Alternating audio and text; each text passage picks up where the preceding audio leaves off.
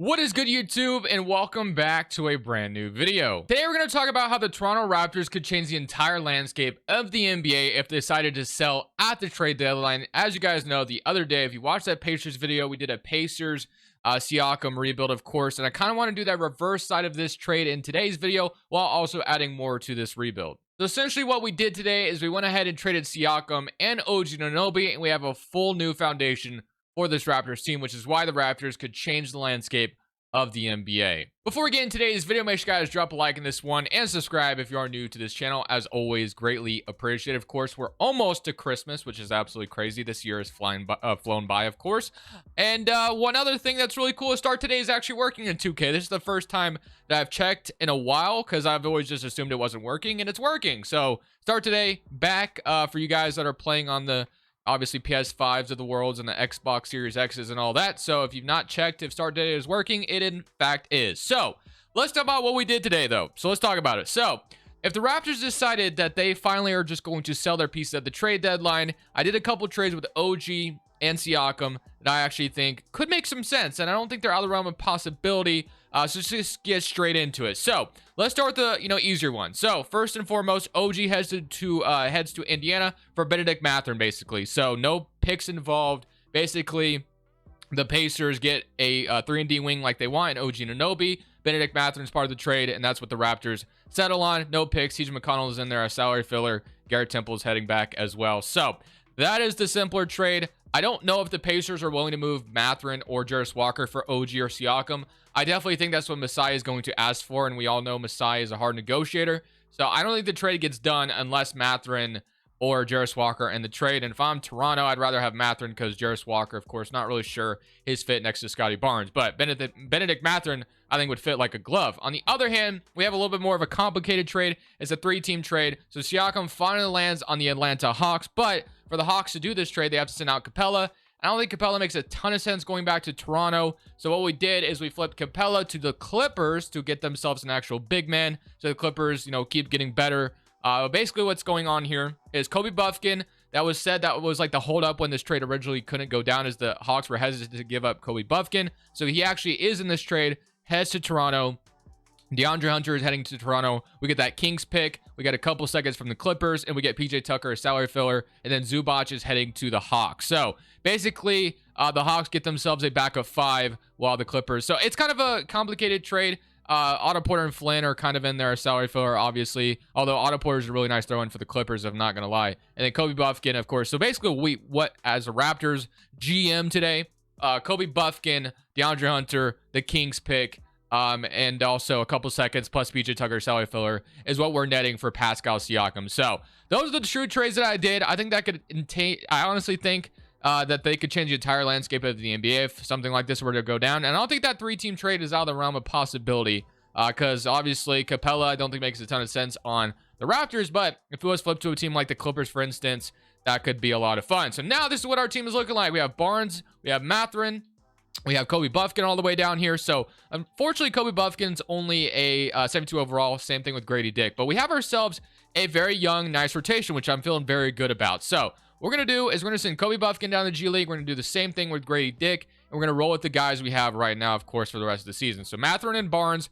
are the two guys we're obviously focused on for the most part. So let's go move Barnes to the 4, which he does go down. So maybe we move Mathurin to the 2. He goes down.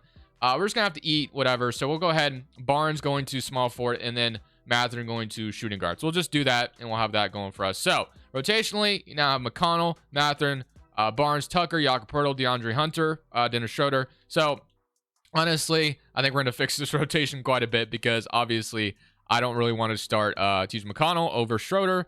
And then we're just going to run it. We're going to run a 10-man rotation still. What is the proficiency? It must be something that's like only a balanced system. Interesting. Okay. We're still going to go ahead and start Schroeder for the rest of the season. And I'm also going to start DeAndre Hunter for the rest of the season, of course, as well. So we'll do something along the lines of this. And then McConnell, I guess, will be the guy getting minutes off the bench. And then I'd almost rather, I mean, we have a Chua getting minutes. We don't really need another backup 5, but I just give these minutes to Thad Young. It really doesn't matter that much. So the bench definitely is going to need some improvements, but Mathurin and Barnes is obviously the two guys we're very happy to have going forward. I think Mathurin would be a great fit next to Scotty Barnes and Hunter. Not really sure if he'll be here long term, but happy to have him regardless. So The only other thing I want to do is I want to look at shot tendencies for the rest of the season. So Barnes shot tendency, quite low. Might as well push that up, especially with Siakam and OG gone. And then same thing with Mathurin. We're going to push that up to like an 84. So I'll see you guys at the end of year 1, where hopefully we tank the rest of the season. I'm pretty sure we don't have our, I think we have our 2024 pick. It might be protected. Maybe we don't have it at all, actually. Not 100% sure on that one. I forget. It might be protected if I remember correctly. But other than that, I will see you guys at the end. Doesn't the Spurs have it, if I'm not mistaken? I'm pretty sure that's the Spurs that have it. Let me go double check. San Antonio, it is, no, I don't. Who does have this pick? I cannot remember for the life of me. I'm going to figure it out. Hold on. Today's video is brought to you by Prize Picks. Prize Picks is the player props app that's available on mobile or desktop. It's you against projections. You're not playing anybody else. It's simply you against numbers. How it works is you choose between 2 to 6 players, 2 players being 3 times your entry, all the way up to 6 players being 25 times your entry. There's no better time to sign up for Prize Picks than right now, because they're running their Picksmas promo every single day. They're running a promo, and right now they have a free square on the board with Kevin Durant over half a point on Christmas Day. That's free money, guys. Literally free square. Take this, run with it. Basically how it works, you choose between 2 to 6 players, like I said. If you want to go to the Kevin Durant free square, click more on the projection, and then you watch what happens. It's kind of gives you an extra sweat while you watch sports. When I sign up for Prize Picks, use code Crushables. Link is down in the description below. They match first deposit dollar for dollar up to $100. And how I use Prize Picks is using DGF's correlation and optimizer tool. How the correlation tool works is basically, obviously in football, very heavily correlated sport. If Jake Browning and Rudolph are to throw for over their yards, and more than likely T. Higgins, Boyd are, benefiting off of that. Same thing with Johnson and Pickens. It gives you different kinds of slips. Sometimes they'll have like the tight end in here. Maybe there's a running back in here from time to two. But basically, that's how it works. If, X and Y are to happen, then maybe Z is bound to happen as well. They also have their optimizer tool where it basically compares discrepancies across sports books. So right now, it's not a great example on the board at the moment, but Miles Turner, fantasy score, right now, MGM, I think, is at Sportsbook, but I'm not 100% sure.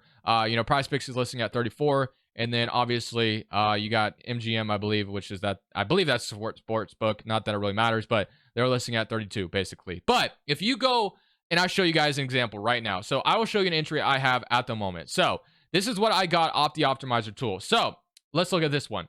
Tyler Hero, Evan McPherson, Anthony Edwards, Paulo Banchero, Miles Turner, Jalen Green. Every single one of these plays were bumped, and I'll show you. Tyler Hero, 25.5 points and rebounds, right? It was 25.5. Let's go look at it now. It is, if I can spell it correctly, it is at 27.5. So look at that. I got 2-point value from that. That is what it is offering to you. This is what this tool is doing for you.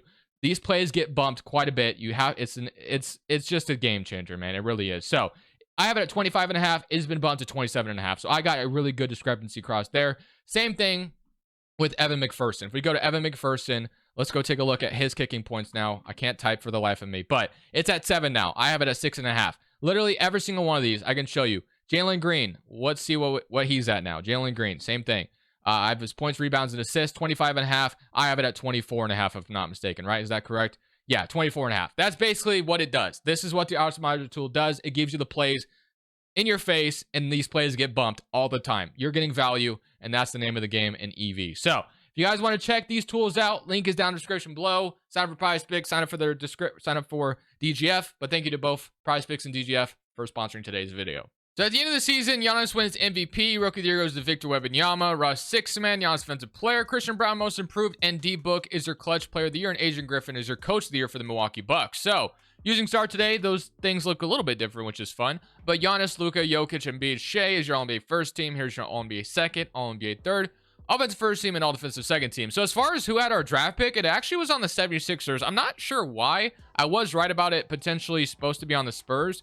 But for whatever reason, the 76ers hold that pick. I don't know if that's just something 2K messed up on or what, because I don't know if there was a trade that sent that pick to the 76ers.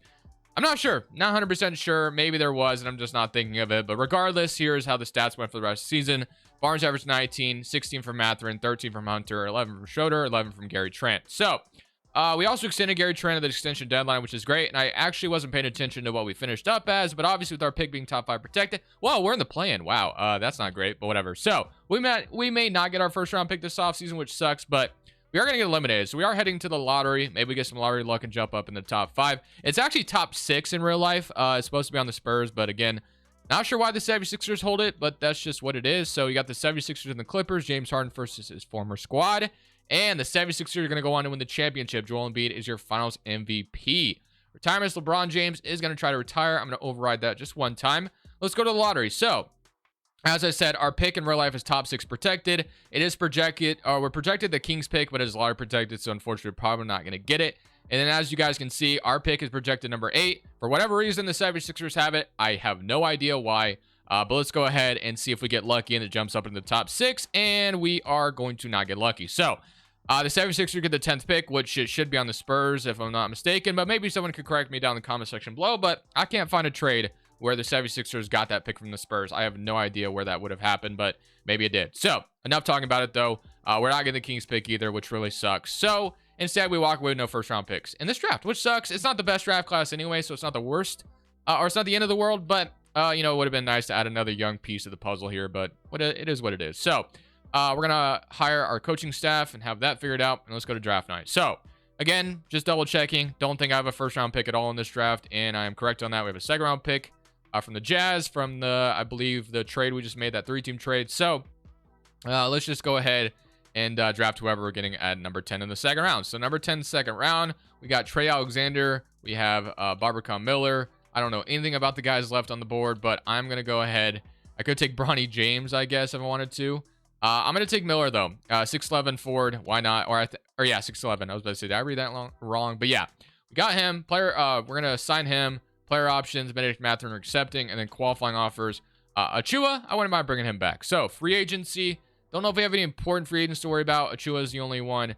And I'm not going to go too crazy here and like signing a free agent. We could bring OG back, which would be fun. I actually want to make sure the Pacers re-sign him. So, I'm just going to take care of that like right away for the Pacers because OG does be leaving a lot. But in this scenario, if the Pacers gave up Mathurin, you have to re-sign OG Anunoby. So, we're going to make sure that gets taken care of for them. So I just want to go ahead and do that. That way that doesn't have the Pacers losing him for nothing. Okay, so free agency. Again, I don't think I'm going to do anything here, but I mean, we do have money to spend if we want to. So we have Schroeder McConnell and then Kobe Buffkin. Not sure if Kobe Buffkin is going to be ready to start next year.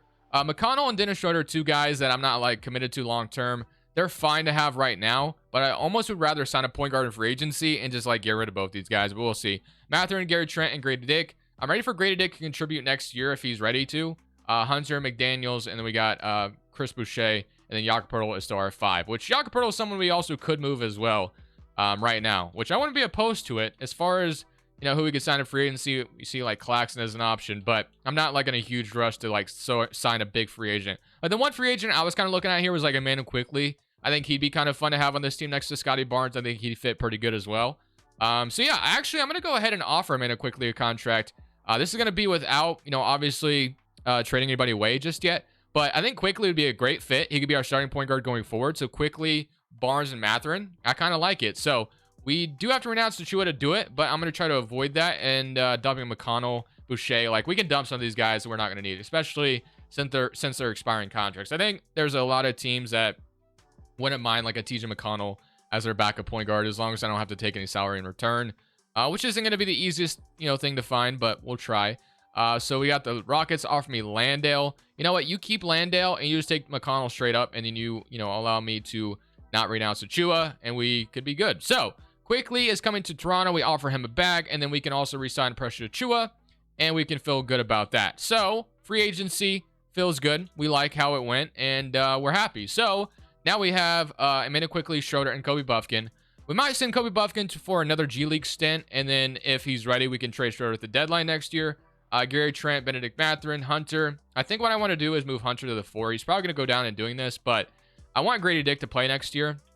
And in order to do that, I'm going to move him to the 3 because he is, you know, big enough, I think. So we're going to make Grady Dick play the 3, and then that's going to be kind of what our rotation looks like. We're not going to be very good next year, but we're going to be, you know what, somewhat decent. We're not going to be like the best team in the world, but we're not going to be the worst either. So let's go to player progression. Let's see what this is looking like. Got a couple guys coming back. Barnes is up to an 88. Mathurin's up to an 82, which is great.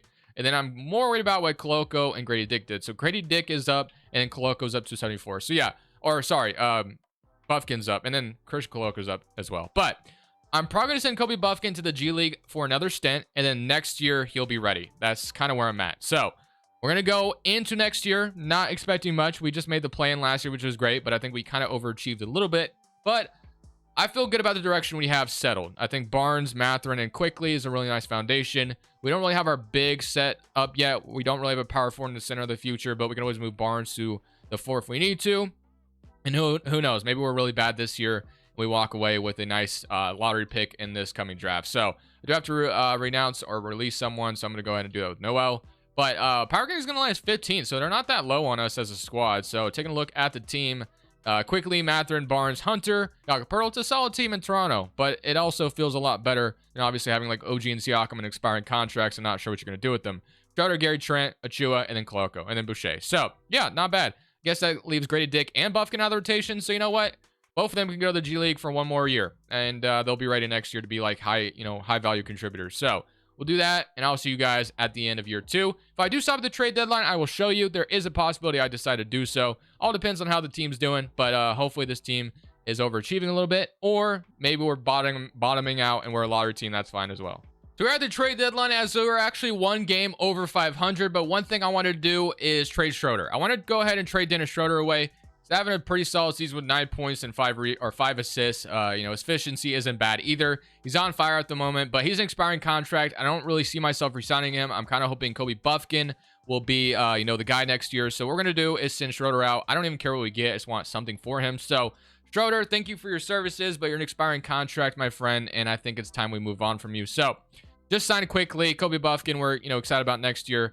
The 76ers want to give me Paul Reed and a first-round pick. I don't hate it. I actually don't hate that first trade. So we might end up doing that because that gives us like a backup 5 for the future, although we do have Koloko that I kind of like. So we'll see. We'll keep looking. Saric in a second. Christian Wood in a second. Robinson, Isaac, and a first-round pick for the Mavericks. Okay, this is a 2027 first-round pick. They give us Rashawn Holmes. I don't hate that as well. So that's actually a decent trade. Might end up doing that. What else do we got? Let's just keep looking just in case. And I think I'm going to do that trade with the Mavericks. We already have Koloko as our backup 5, so I actually think I'm going to go ahead and do this trade with the Mavericks, where we get a 2027 unprotected pick for Schroeder. Rashawn Holmes also coming over. Feel really good about that. So now we can maybe even look at, and we have a Chua as well, which I forgot about. We can also maybe look at trading Jakob away. I think another guy that could easily net you a first-round pick. So let's just go ahead and take a look at what he could potentially get us. I think it's fine if we move on from him. We don't really have like a 5 of the future yet, but Eubanks and a first-round pick from the 76ers. What else do we got? Nikola Vucevic, Derek White in a first, Capella.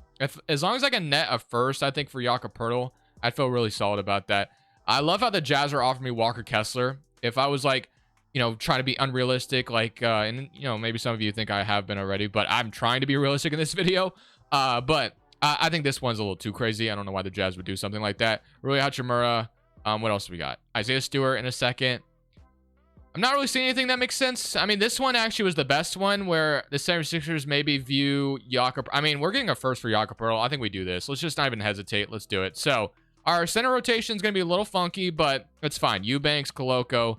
I actually almost wouldn't even. It's fine. You know what? If we suck the rest of the year, no big deal. But we went ahead and traded 2 guys that weren't going to be part of the future anyway. So that's taken care of. And now we could probably focus on, getting a 5 of the future in the offseason. And another guy we can maybe potentially look to move is also DeAndre Hunter, who is someone that we could keep for as long as we want. Like, he doesn't fit, like, his fit isn't bad at all. But also we can move him. So we'll see what we decide to do in the offseason. The one thing we love to see is Scotty Barnes making an All-NBA second team. He averaged 25 points per game this year on 9 rebounds, which you absolutely love to see. So it's really good to see, the guy we're building around really step up. Once again, we're in the play-in, which is awesome. But, obviously would have loved a nice pick as well. But you really can't complain too much. So let's go ahead and see if we can beat Charlotte to get into the next round. We do not, unfortunately. So we go home again very early. But, hey, we get a lottery pick, which is going to be really fun. And then we might even get the Kings pick this offseason, which is nice. And I don't see them anywhere. So maybe that Kings pick is about to be very valuable. Grizzlies go on to beat the Knicks in 6 games. So we might have ourselves a really good pick. LeBron James going to retire on the Thunder. Very interesting. But draft lottery. We are projected pick number 5 from the Kings, and we're projected pick number 12 from ourselves. So let's see what happens here. We are going to get pick number 3 via the Kings. So that trade of Siakam nets us the third overall pick. You really can't be too upset with that, of course. So feeling good about that. So let's just go ahead, and then Pelicans are going to get the number 1 overall pick, as you guys can see. But we can draft, whoever decides to fall into our lap at 3rd overall. So I need to look. I always need to refresh my memory. So I know it's Dylan Harper, Cooper Flagg are like the best guys in this draft. Aaron Bradshaw. I know we need a big of the future, but I'm not really sure if there's like a great big in this draft. I don't know much about Bradshaw, but his ceiling is an all-star. Floor is Greg Monroe is a bench. Cooper Flag, starter, Hall of Fame. And then, so we'll just kind of see who falls to us. But let's go straight to draft night. And let's figure this out. So, heading into draft night, number 1, Cooper Flag is going, of course. Number 2 is going to be Carter Bryant. I mean, I don't really think I can go away from taking Dylan Harper here. Although we have our point guards, I mean, he's probably the best player left available. And I think I got to take him, right? I'm going to go ahead and take Dylan Harper here. Welcome to Toronto. So we get our 6'4" point guard, and then we can get Damian Sarr as well. We can double down in the backcourt, even though we really don't need to. I'm going to do it. Welcome to Toronto, both of you. Best players available, I think, in my opinion. So we went ahead and took both of them. Player options, Barbara Miller will accept Kobe Buffkin. So we'll figure out how we're going to, obviously deal with the front court, or not the front court, the back court. But I think there's ways we can deal with it. So, of course, first and foremost, Scotty Barnes is a must re-sign, no-brainer there. And then I don't know if I have enough money for like a big, but it would be awesome if I do. We'll see what's left over. So Barnes is re-signed, which obviously was the #1 priority. And then number 5, or getting a 5 like Goga Badatse, nothing here is going to happen. So at this point, I think we have to load up on a trade. So Dylan Harper, Kobe Buffkin, and Amanda Quickly is our point guard rotation at the moment. We have Benedict Mathurin, Gary Trent, and Damian Sarr. We have Scotty Barnes, Grady Dick, and then we have DeAndre Hunter, Barbara Miller, and then you have Achua, Koloko, and Eubanks. So I easily think we trade for 5. Now, as far as who we're going to go get, I have no idea just yet, but we want a 5 that's going to fit great next to Scotty Barnes, which, there's not really like a particular 5 I'm looking for in that scenario, but at the end of the day, we do need a 5 on this team that, fits the timeline and is going to, work well, which is what I want to find at the end of the day. So we'll figure out where that comes from. I'm going to go scan around the league and see who's, looking to sell a center. So the only center here that is in a rebuilding scenario is like DeAndre Ayton. I don't hate the idea of DeAndre Ayton, but his attitude obviously can be a little frustrating at times. So I almost don't want him, but at the same magnitude, he's probably the best player that fits like the timeline and is on a team that's willing to sell him off right now. So I think, and then Sabonis also kind of caught my attention as well, but I think we're going to go to DeAndre Ayton, who's 26 years old. He's an expiring contract, so it shouldn't cost like too much to get him, and DeAndre Ayton is someone I haven't traded for in quite some time anyway. 17 points per game, 12 rebounds, and then a block. So, I mean, his stats in 2K look pretty good, so we're going to go ahead and offer DeAndre Hunter in this scenario. Obviously, he's going to have to be in the trade. And then we're going to have to offer one of these, maybe one of these, so what are we going to do? Harper, obviously, I'm not offering. Gary Trent can be in the trade. We need to kind of free up our logjam anyway. And I'll free up and I'll trade Barbara Miller. All this for Aiden. What do you say? They agree. No picks involved. We get ourselves a 5. So we have DeAndre Ayton as our brand new 5. Probably could have included one of these other 5s, but it's fine. So as far as power forward and what we're going to decide to do now, this is what we're going to do. So everyone's going to be sliding down. Unfortunately, Barnes, you're going to have to go down to power forward. You are going to go, obviously, down in overall, but we'll figure it out. And then Mathurin, you are sliding down to the 3. And you're going to go up in overall, which is great. And then, so that's figured out. So we have Mathurin at the 3, Grady Dick backing him up, and then Barnes. And then we'll figure out, the front court here in a second. And now we can move Buffkin, Harper quickly to the 2. I think we can move Buffkin there, and I think he might even go up in overall. So I'm going to move Kobe Buffkin to the 2. So he will go up, which is great. So we'll have that going for us. So Kobe Buffkin is going to play the 2. Which I will leave that the way it is. So now we have quickly Harper. We have Kobe Buffkin. Damian Sarr, we have Benedict Mathurin, Grady Dick, Barnes, and then we need to, I'm going to cut Eubanks. Just going to go ahead and straight up cut him. I don't really have any need for him anyway, so let's just do that. And then we can sign a power forward in free agents if you want to. So like we can sign Isaac to like a 1-year deal. I'm cool with that. So we'll sign Jonathan Isaac for more depth. And now we have ourselves a interesting squad going into next year. Are we going to win a championship next year? Maybe, maybe not. I don't really not banking on it, but let's see. So we got Barnes, we have Mathurin 84, and then we have a guy in Dylan Harper who's going to eventually step up and be that second leading scorer next to Barnes, which is what we need. Because I don't know if Mathurin can ever be that. Like, I'm happy with him averaging 17.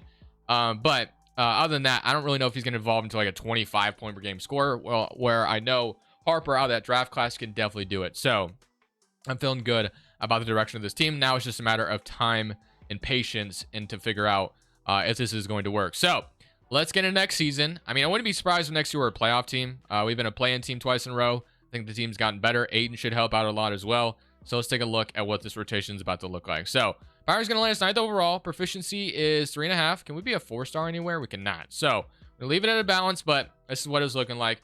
Quickly, Buffkin, Mathurin, Barnes, Ayton, Harper, Koloko, Achua, and then Grady Dick. So that leaves Jonathan Isaac as the 10th man. So we're playing 2 centers, which I guess is fine.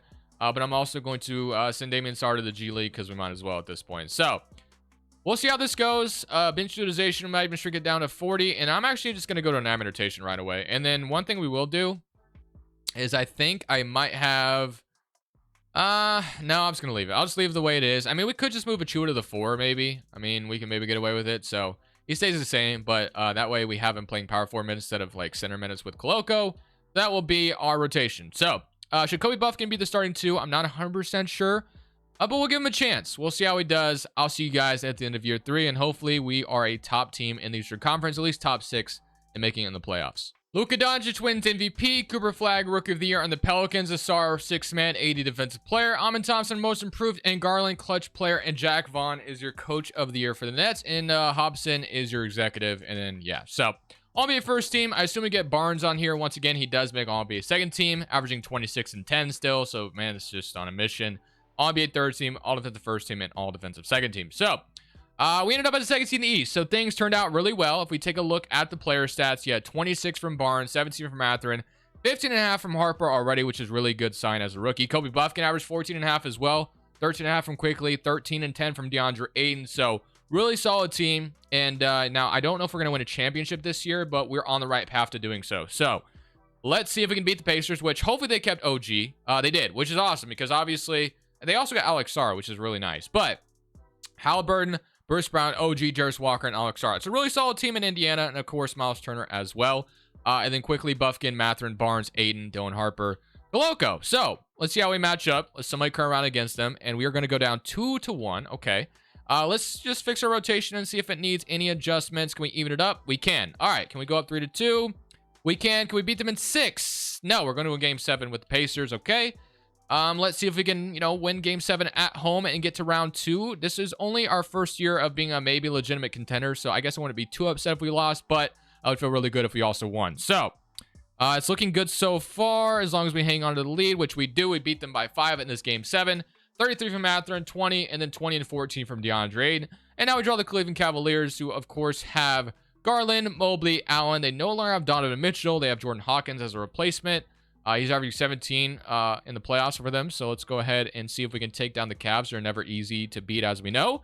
But I think we have the size to deal with them. Somebody current round against Cleveland. We're in the even series with them once again. So let's go to Simcast for this game 5 as they take the lead early on, but we can maybe take it back here, which we do. Now, can we hang on to it is the question. And we are going to do just that, 101 to 108, and we're going to a game 6 in Cleveland. We can knock them off here or go to a game 7 back in Toronto, but as you guys know, game 7s are, very, very nerve-wracking. So if we can come out here and take care of them in game 6 and not worry about a game 7, obviously I'm a happy man, and we're doing just that, 138 to 125. And just like that, we make it to the Eastern Conference Finals. I hope the Hawks kept Siakam, and I don't think they did. I should have addressed that. That's my bad. Capella went back to Atlanta. Okay. Yeah, I addressed, obviously, I addressed OG in, Indiana, and I totally forgot about Siakam to Atlanta. So, whatever. But, nonetheless, they have Capella, Hunter, Trae Young, Buddy Hield, Jalen Johnson.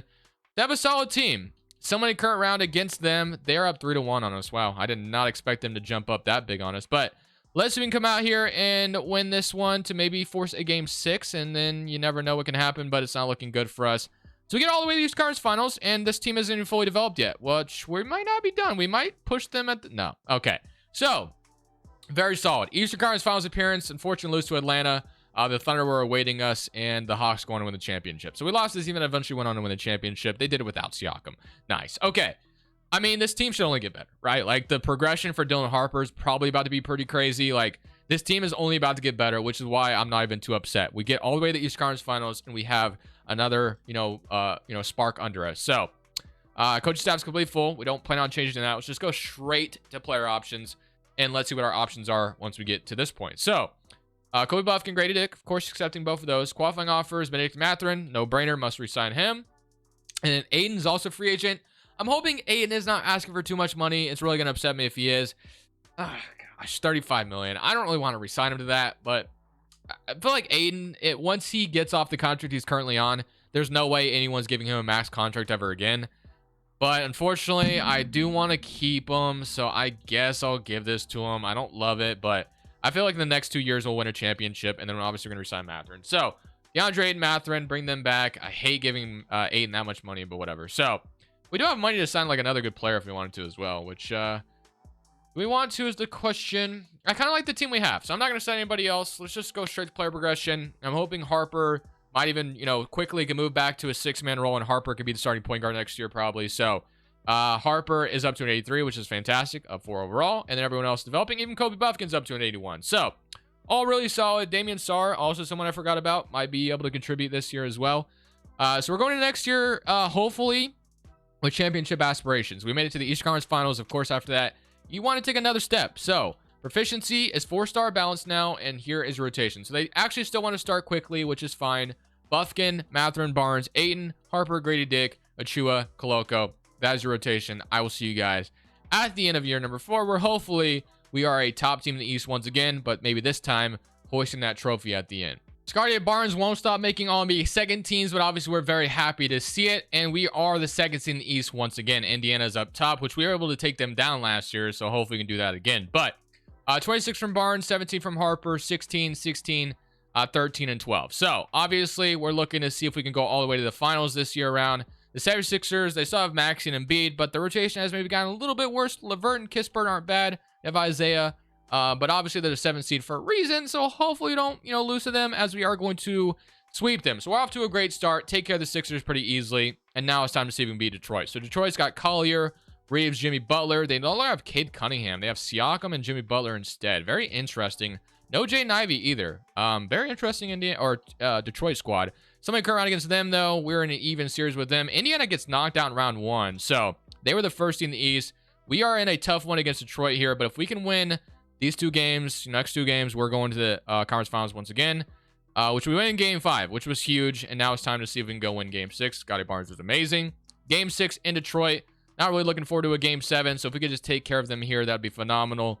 And so far, it's looking good, as long as we can just take care of and hold on to this lead, which we do, and we're going to the conference finals once again. So, second year in the conference finals, and then on the other side, you're going to have Oklahoma City and Houston. We get Charlotte, who has LaMelo, Brandon Miller, Buzelis, Trey Lyles, Mark Williams, Cade Cunningham. Man, they have a squad in Charlotte. I'm not going to lie. Cade Cunningham and LaMelo is kind of disgusting. If they would start LaMelo, Cade, Miller, and Buzelis, and then, yeah, that'd be kind of a nasty starting 5, but instead they kind of have a weird, Cade Cunningham off the bench thing, but whatever. I'm nervous, but I'll click somebody current round. We sweep them. Okay, I don't know how we took care of them so easily, but I'll take it. And now we get to play, hopefully, the Rockets. I don't want to play the Thunder, to be honest. Beat them Rockets. Let's go. Okay. Barnes, and then Shea wins conference finals MVP, but we get the Rockets. Now, the Rockets are usually pretty good as well, but you have Amon Mitchell, Whitmore Jabari, Bailey Fall, Tari Eason, Dylan Brooks, and Judah. I feel like the Thunder are one of those teams that I always, hate playing, but they have KCP instead of, like Giddey. So maybe they wouldn't have been too bad to have played this year, but here goes nothing. Game 1, 1-0, 141, 115. Great start. Game 2, 2-0. Can we finish them off? Please do not even it up. Let's go. And we beat them in 5. Finally, it feels like I've had some bad luck lately winning championships, but we finally get it done today. Scotty Barnes, finals MVP. No sweat there either. Feel good about how this rebuild went. Probably one of my more favorite Raptors rebuilds I've done in quite some time, so I hope you guys enjoyed it as well. I will see you guys in the next video. Comment down below the next video you guys want to see. Other than that, this is Crushables. I'm saying peace. Thank you guys so much for watching. Make sure you click here to watch another video that I know you'll love.